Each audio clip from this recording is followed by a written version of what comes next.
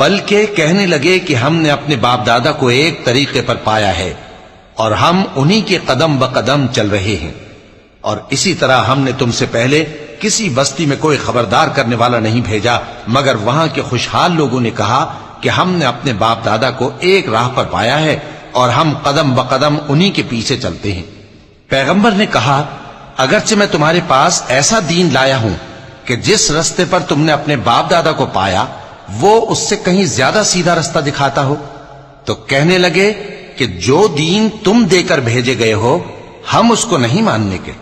تو ہم نے ان سے انتقام لیا، سو دیکھ لو کہ جھٹلانے والوں کا انجام۔ اور جب ابراہیم نے اپنے باپ اور اپنی قوم سے کہا کہ جن چیزوں کو تم پوجتے ہو میں ان سے بیزار ہوں،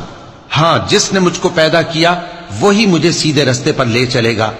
اور یہی بات وہ اپنے بعد اپنی اولاد میں چھوڑ گئے تاکہ وہ اللہ کی طرف رجوع رہیں۔ بات یہ ہے کہ میں ان کفار کو اور ان کے باپ دادا کو مال و متاع دیتا رہا یہاں تک کہ ان کے پاس حق اور صاف صاف بیان کرنے والا پیغمبر آ پہنچا، اور جب ان کے پاس حق یعنی قرآن آیا تو کہنے لگے کہ یہ تو جادو ہے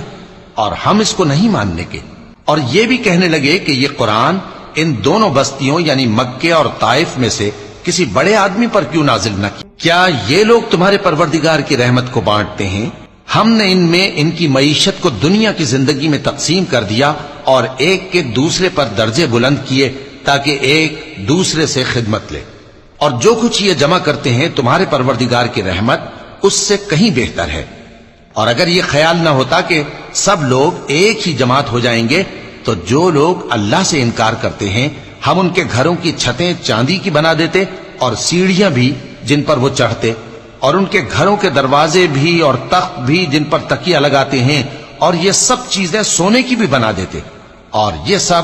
دنیا کی زندگی کا تھوڑا سا سامان ہے، اور آخرت تمہارے پروردگار کے ہاں پرہیزگار۔ اور یہ قرآن تمہارے لیے اور تمہاری قوم کے لیے نصیحت ہے، اور لوگوں تم سے ضرور عنقریب پرسش ہوگی۔ اور اے نبی جو اپنے پیغمبر ہم نے تم سے پہلے بھیجے ہیں ان کے احوال دریافت کر لو کہ کیا ہم نے رحمان کے سوا اور معبود ٹھہرائے تھے کہ ان کی عبادت کی جائے؟ اور ہم نے موسیٰ کو اپنی نشانیاں دے کر فرعون اور اس کے درباریوں کی طرف بھیجا تو انہوں نے کہا کہ میں پروردگار عالم کا بھیجا ہوا ہوں۔